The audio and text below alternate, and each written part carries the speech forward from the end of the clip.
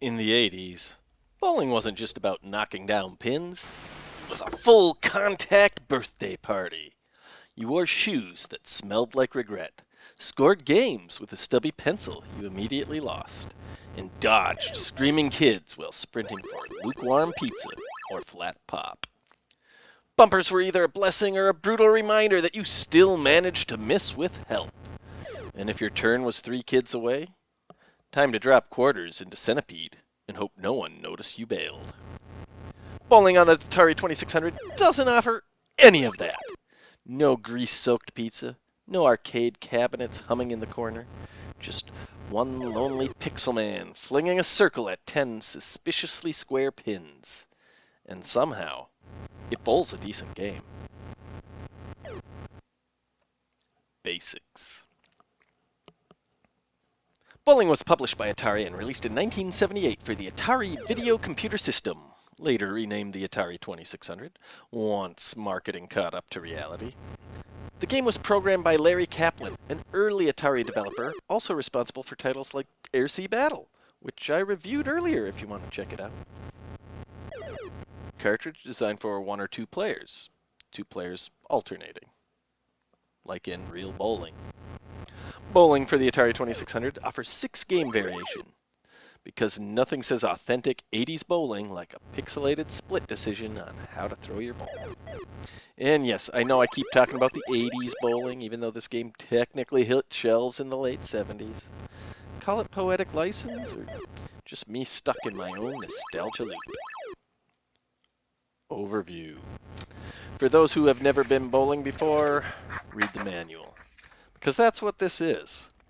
When it comes to the rules, scoring, and general flow of the sport, bowling on the Atari 2600 gets it all pretty much right.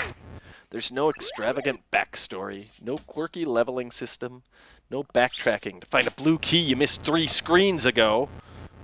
It's bowling on your CRT. Console switches. As an early release for the console, the switches are pretty standard fare. Power turns the game on. TV type toggles between color and palettes friendly for black and white television sets. Difficulty. Each player has their own difficulty switch. B gives you a better shot at knocking down all the pins, while A adds a frustratingly higher chance of splits. Select cycles through the 6 game variations, and finally the reset switch starts the game. Used frequently by perfectionists and people who think 9 spare is a personal failure. My youthful experience. My first time playing bowling for the 2600 wasn't exactly a milestone moment. It was just a few years ago. Part of a, let's make sure all the games in this eBay lot actually work session. The game functioned. Mission accomplished. But my memories of actual bowling alleys? I've got plenty of those. And probably too many to cram into this one episode. So let's just say we're rolling out a few now, saving a few spares for later titles. Many times in the 80s, it was me, Mom, and whichever friend we invited along. None of us were close in skill, so we didn't compete against each other. We competed against our own personal bests. Birthday parties were more competitive, but if you were stuck in a skill level limbo between the gutterball crowd and the mini prodigies, you just kind of went through the motions.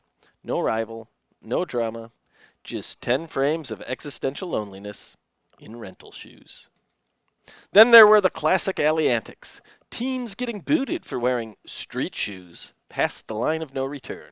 Rowdy drinkers in the attached bar, and cigarette smoke curling through the air like it had a league membership. By the 90s, I'd tag along with my dad on league night, not to bowl, but to lurk near the arcade cabinets.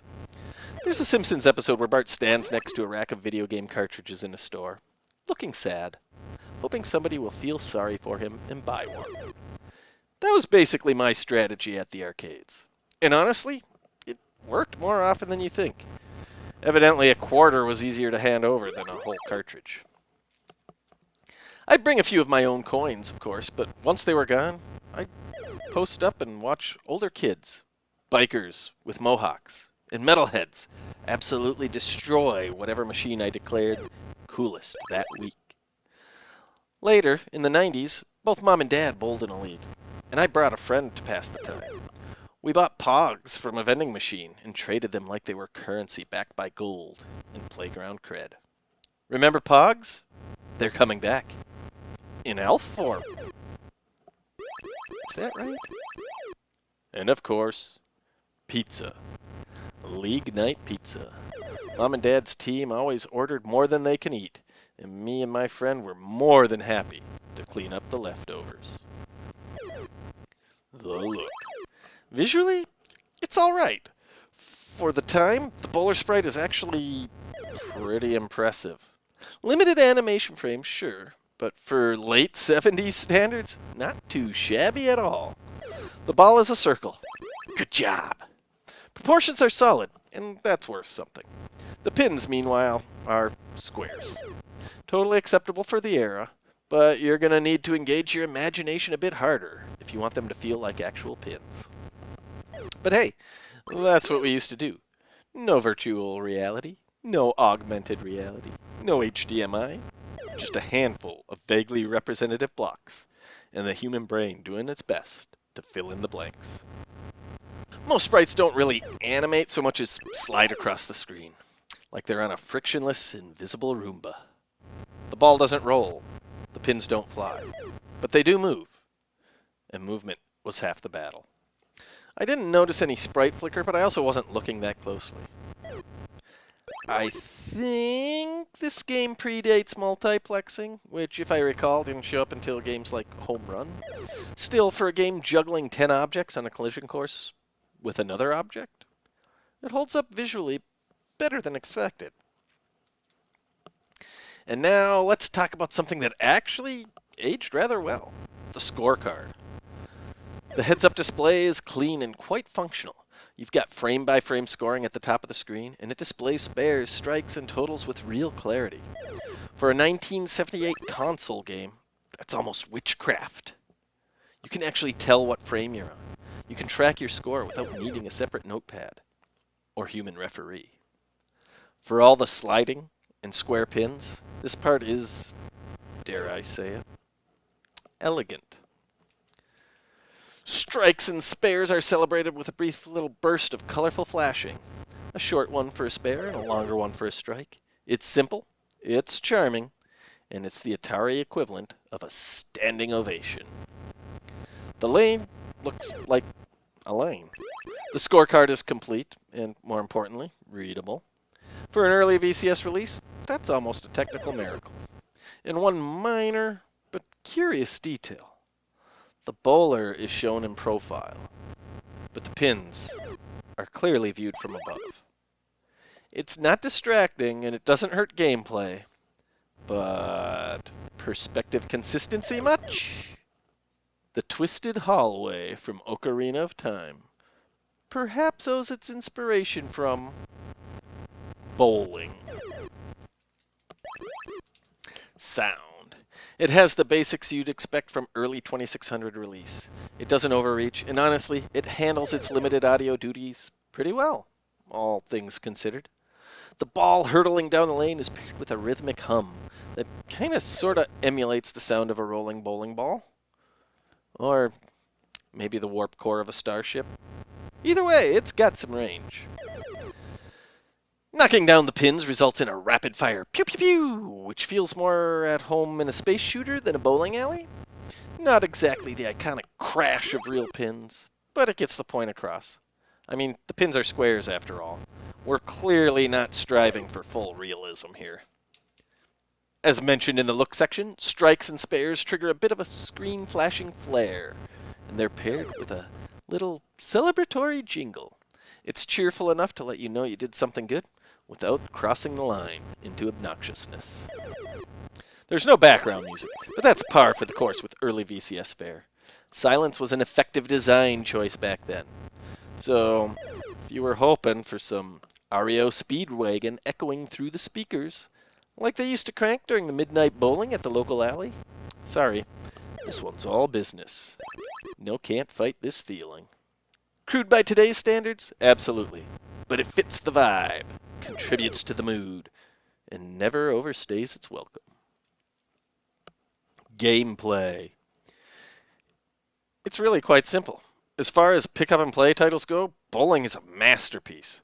The manual has its charm and some bonus 1970s graphic design flair, but most players will have no trouble jumping right in without ever cracking it open. You use the joystick to position your player, and then you press the button to slide the circle or roll the ball, and that's it. That's bowling, baby.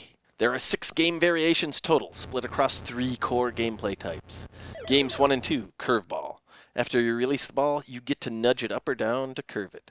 Time it poorly, and you'll just watch it drift sadly into the gutter. A little finesse goes a long way here. Games 3 and 4, steerable ball. These allow you to actively steer the ball as it cruises down the lane. It's not exactly realistic, but it's arguably the most interactive and engaging of the modes, especially if you're on a quest for that elusive 300. Games 5 and 6, straight ball. The minimalist option. You line up, press the button, and watch. That's it. Technically the most authentic in terms of bowler input, but let's face it, if you're playing a video game just to watch something happen, you might be due for a nap. The odd-numbered selections are for one player, the even numbers are the two-player alternating versions. And don't forget, those difficulty switches, they can subtly change your odds. If the pins are taunting you with endless splits, it might be time to double-check that you're not playing on A by accident. Whether you're curving, steering, or just pushing and praying, there's something pleasantly tactile about bowling. It's not flashy, but it nails the basics. And when you finally pick up a nasty spare with a perfectly timed curveball, it's weirdly satisfying. This game has a ball return. Not an underground magical tunnel like in real alleys, but you visually do see the ball roll back after each attempt. That detail impresses me. More than it should in 2025, but appropriately so for 1978. I half expected the ball to just poof back into your hand. But nope, it returns like it's supposed to. Authenticity achieved. Until your bowler suddenly teleports to the ball the moment it gets back.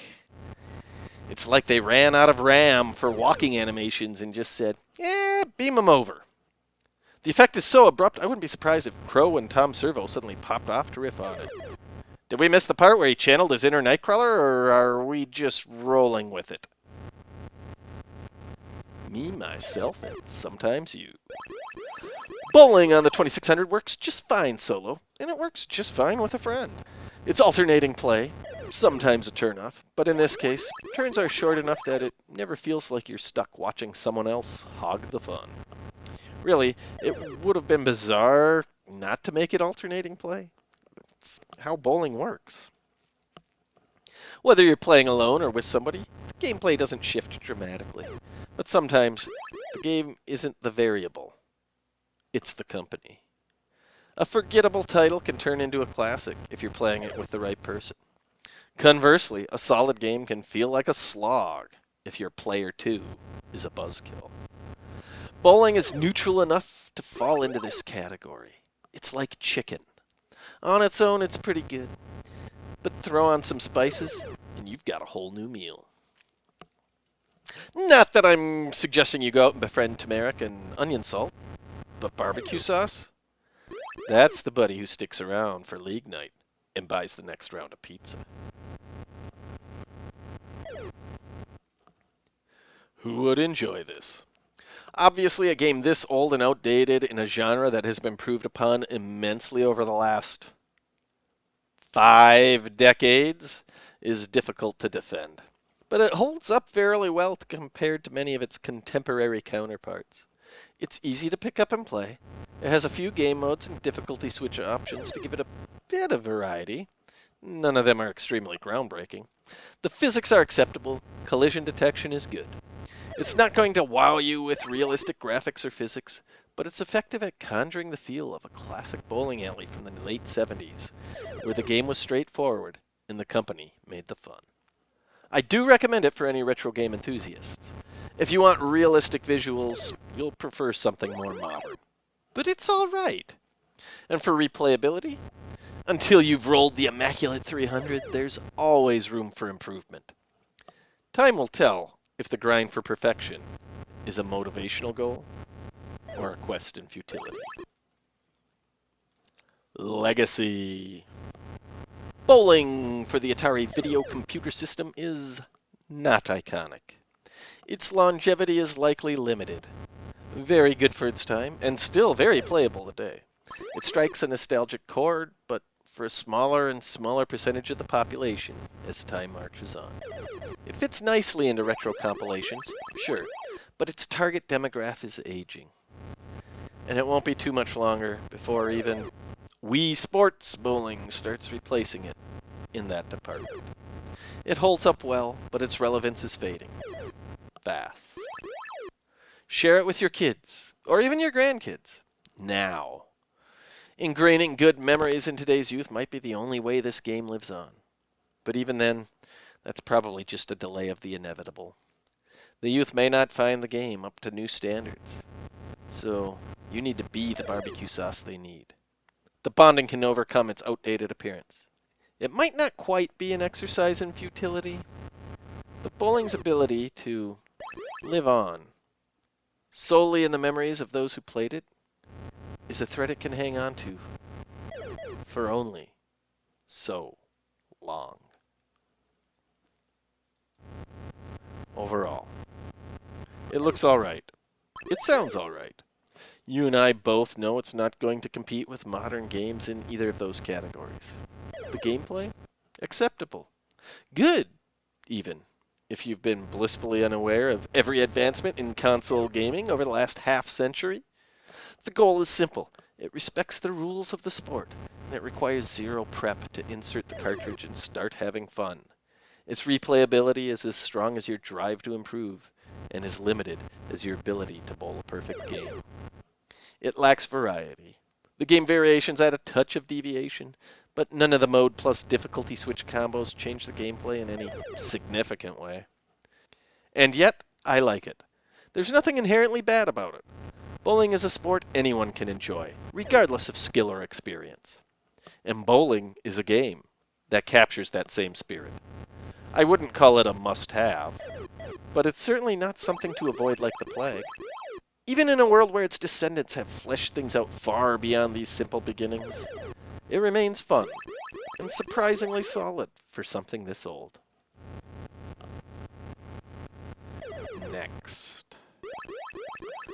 The lanes have gone quiet. Your shoes are back in the rental counter quarantine zone.